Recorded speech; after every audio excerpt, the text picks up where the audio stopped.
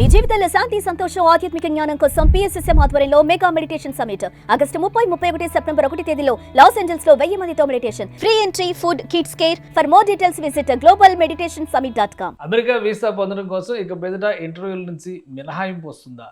కొత్తగా నిబంధనలు అమలులోకి తీసుకొచ్చే ప్రయత్నం జరుగుతుందా, లేదా పాత నిబంధనల్ని మరోసారి పదును పెట్టేటువంటి ప్రయత్నం జరుగుతున్నాయి? ఈ అంశాన్ని విశ్లేషించేటువంటి ప్రయత్నం చేద్దాం. మనతో పాటు లా రీసెర్చర్, అమెరికన్ లా రీసెర్చర్ సాయి శ్రీనివాస్ గారు. సాయి శ్రీనివాస్ గారు నమస్తే. నమస్తే సార్.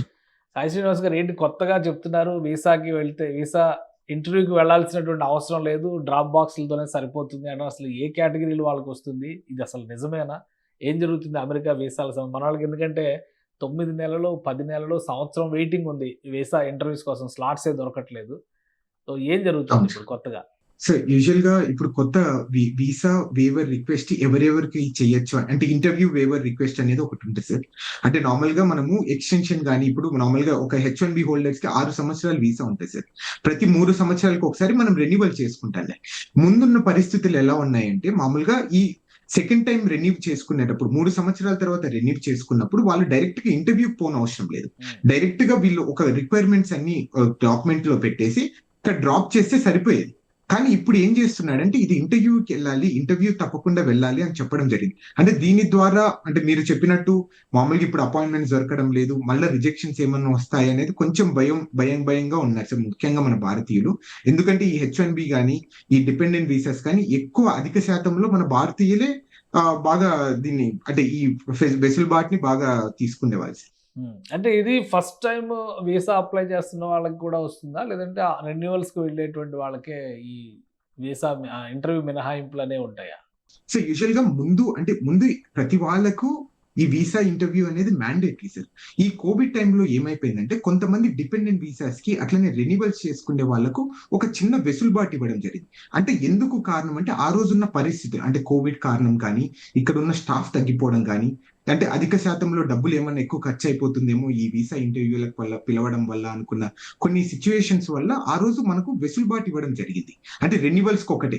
అంటే ఫర్ ఎగ్జాంపుల్ ఇప్పుడు మీరు H1B 6 సంవత్సరాలు ఉంటుంది కదా సార్, 3 సంవత్సరాల తర్వాత ఆటోమేటిక్ గా మీరు రెన్యువల్ అయిపోయేది. అంటే జస్ట్ ఈ అన్ని డాక్యుమెంట్స్ తీసుకొని వచ్చి అక్కడ డ్రాప్ బాక్స్ లో పెట్టేస్తే. కానీ ఇప్పుడు అది రిమూవ్ చేయడం జరిగింది. అంటే there is nothing wrong in it sir. అంటే దీని ద్వారా ఏమైపోతుంది అంటే మళ్ళీ ఏమైనా వీసా రిజెక్షన్ జరుగుతాయా, లేకపోతే మళ్ళీ మనం ఎంత సమయం అనేది వెయిట్ చేయాలి అనేది కొంచెం భయం అనేది క్రియేట్ అయిపోయింది సార్.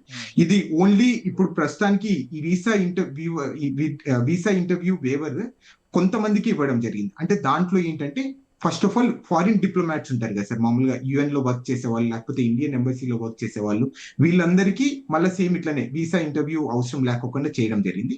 అట్లనే B1, B2 వీసా వాళ్ళకు ఒక 5-6 కండిషన్స్ పెట్టేసి వాళ్ళకు కూడా వీసా ఇంటర్వ్యూ రెన్యువల్ కి వెళ్ళేటప్పుడు ఇంటర్వ్యూ ఇవ్వనవసరం లేదని చెప్పడం జరిగింది.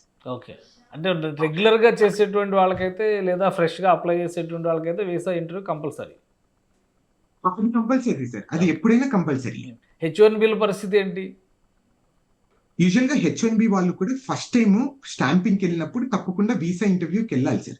సెకండ్ టైం వాళ్ళు రెన్యువల్ కి వెళ్ళినప్పుడు మాత్రము మామూలుగా అందరూ ఏం చేస్తారంటే డ్రాప్ బాక్స్ చేసేస్తారు. అన్ని డాక్యుమెంట్స్ అన్ని ఆల్రెడీ ఒకసారి మనం ప్రూవ్ చేసుకొని ఉంటాం కదా సార్ వీసా ఇంటర్వ్యూలో. అంటే మనం లీగల్ గానే ఉంటున్నాం, మనం లీగల్ గా అన్ని చేస్తున్నామని. సో వీళ్ళు కొంచెం సడలించడం జరిగింది. సర్లే సెకండ్ టైం వద్దులే, మీరు ఫస్ట్ టైం ఆల్రెడీ ఇచ్చేసారు కదా అని. కానీ ఇప్పుడు ఏం చేశారంటే సెకండ్ టైం కూడా మ్యాండేటరీ చేయడం జరిగింది. అంటే దీని ద్వారా ఏమైపోతుంది అంటే చాలా మంది ఇండియాకి రావాలనుకున్న వాళ్ళు కూడా కొంచెం తగ్గిపోతారు సార్. ఎందుకురా ఇప్పుడు మళ్ళీ వీసా ఏమైనా క్యాన్సిల్ అయిపోతే మనకి ఇబ్బంది పడిపోతాము, మన ఇంటర్వ్యూ మళ్ళీ ఏమైనా రిజెక్ట్ చేస్తారేమో అని కొంచెం ఆ భయం అనేది క్రియేట్ అయిపోతుంది సార్ దీనివల్ల. గ్రీన్ కార్డు వచ్చినటువంటి వాళ్ళకు కూడా గ్రీన్ కార్డు ఎప్పుడు క్యారీ చేయాలి, లేదంటే కనుక వెరిఫికేషన్ ఆఫీసర్స్ ఎంక్వైరీ చేసినప్పుడు దాన్ని ప్రొవైడ్ చేయకపోతే కూడా యాక్షన్స్ ఉంటాయని ఒక ప్రచారం జరుగుతుంది. ఇందులో నిజమెంత? అసలు ఇలాంటి రూల్స్ ఏమైనా ఉన్నాయా? సార్ ఇది ఆల్రెడీ ఎప్పటి నుండో వస్తున్న ఒక చట్టం సార్. అది section immigration and nationality act చట్టం ప్రకారం 246E క్లాస్ దాంట్లో క్లియర్ గా రాయడం జరిగింది. 18 ఏళ్ళు పైబడిన వ్యక్తి ఎవరైనా కానీ తప్పకుండా ఐడెంటిటీ ప్రూఫ్ క్యారీ చేయాలి.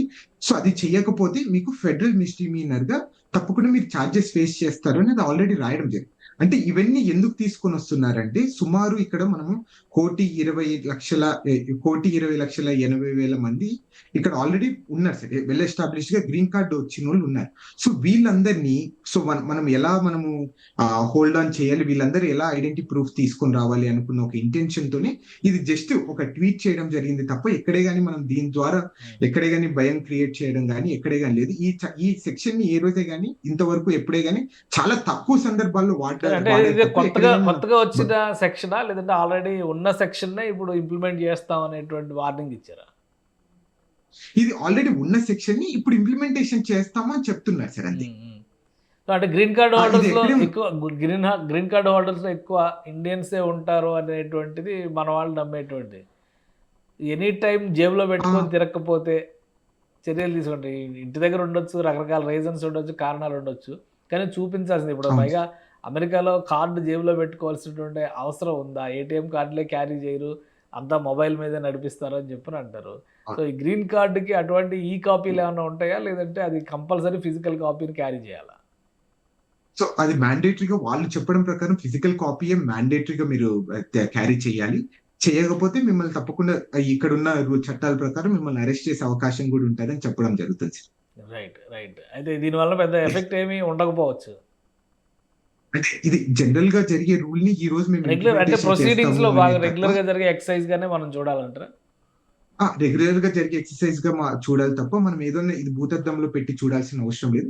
కానీ మీరు అన్నట్టు ఇందాక మీరు అన్నారు కదా, అంటే ఇక్కడ మన వాళ్ళు ఏటీఎం కార్డులు క్యారీ చేయరు, ఇదేం క్యారీ చేస్తారు ఇవన్నీ, అంటే అది ఒక్కటి కొంచెం భయంగా క్రియేట్ అవుతుంది సార్ అంతే. ఎందుకంటే మళ్ళీ ప్రతిసారి క్యారీ చేసి అది ఎక్కడైనా పోతే అది మళ్ళీ అప్లై చేయడం ఎన్ని రోజులు పడుతుందని ఒక చిన్న భయం తప్ప ఎక్కడే మనం వరి కావాల్సిన అవసరం అయితే లేదు. రైట్. ఇక వీసా ఇంటర్వ్యూల విషయంలో మాత్రం రెన్యూవల్స్ లోనే మినహాయింపులు ఎక్కువ ఉన్నాయి. ఫ్రెషర్స్ అయితే మాత్రం ఇంటర్వ్యూస్ ప్రిపేర్ అవ్వాల్సిందే, స్లాట్స్ కోసం వెయిట్ చేయాల్సిందే. అవును సార్. అంటే రెన్యువల్స్ కి మ్యాండేటరీగా ఇంటర్వ్యూ పెట్టడం జరిగింది సార్. ఓకే. అంటే రెన్యువల్స్ కూడా ఇంటర్వ్యూ మ్యాండేటరీ చేసేటువంటి ఇది ఉంది. అవును sir. Right. Thank you Sai Srinivas గారు విశ్లేషణ అందించినందుకు. ఇది అమెరికాలో కొత్తగా నడుస్తున్నటువంటి, కొత్తగా తీసుకుంటున్నటువంటి కొన్ని నిర్ణయాలు కొంత గుబులు రేపుతున్నాయి, కొంత ఆనందాన్ని నింపుతున్నటువంటి పరిస్థితి కూడా ఉంది. వీసా ఇంటర్వ్యూలకు సంబంధించి కొన్ని నిబంధనలను సరళతరం చేశారు. వాటితో పాటు కొన్ని కేటగిరీలకు మాత్రం మళ్ళీ ఇంటర్వ్యూలు కంపల్సరీ చేసినటువంటి పరిస్థితి. ఇక గ్రీన్ కార్డు నిబంధన కొంత గుబులు రేపుతుంది.